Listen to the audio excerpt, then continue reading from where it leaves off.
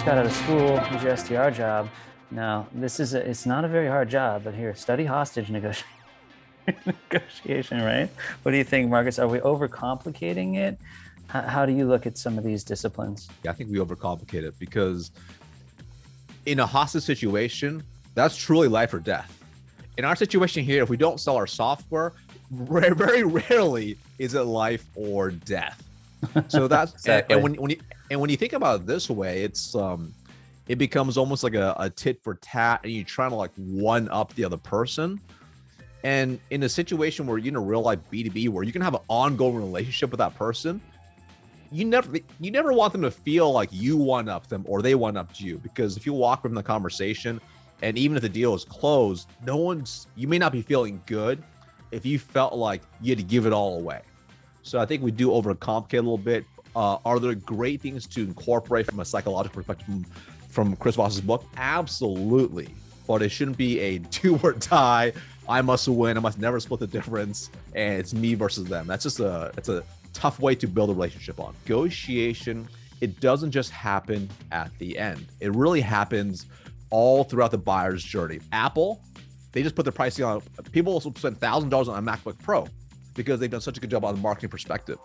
Their Apple specialists in the store they're not negotiating.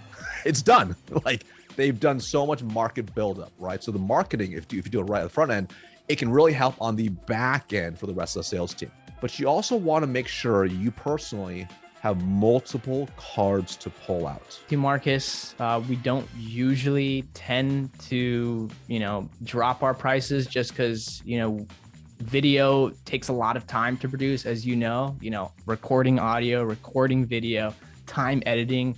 There's a lot of things that go into play, but I really like you, and I've personally gotten a lot of value from your videos. So would you be open to piloting, let's say, about 15 TikToks and repurposing those as Instagram Reels and YouTube Shorts for about $2,500 a month? How does that sound for you? So what Pavlok does is it actually gives you a slight electric shock, and it helps you wake up in the morning. I spend $0 and I just wake up.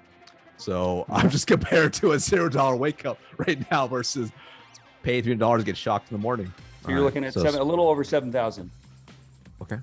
So I guess the real question is, for that price, how much is it worth to decrease your sales cycle by about 35%?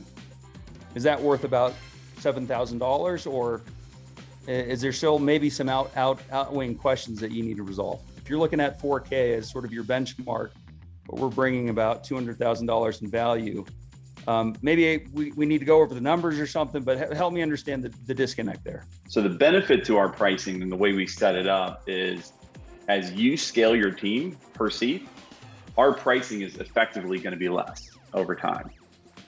So that means our goals are aligned, and it's just not going to get more expensive. AI is supposed to help you do more with less, and that's how we set up our pricing as well. Does that sound fair? I did notice on LinkedIn that you are connected to a few folks that we may want to be introduced to. So if I can work out something in regards to contract length, would you be open to making an intro? If you're a great writer, there's a lot of poetic license,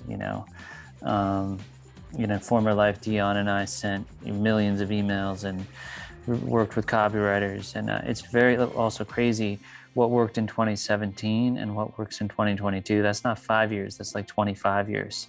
It's like the dog years of tech. Unfortunately, our pricing is our pricing. We actually don't offer any type of wiggle room for any of our customers, but that's never really an issue, because the amount of value that our customers are getting from our product is always top notch, and it's well worth the cost. I'll tell you what, for this time being, how about we do this year, and then you can see the amount of revenue that is actually generated from Chili Piper.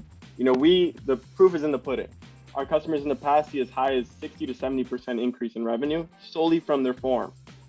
And I think that would actually help fuel this scale that you're looking to have. Instead of the instinct of trying to justify the pricing, pause and just say, hey, so tell me a little more. When you give them close-ended questions, especially when they know it's like a kind of a closing meeting, they feel trapped.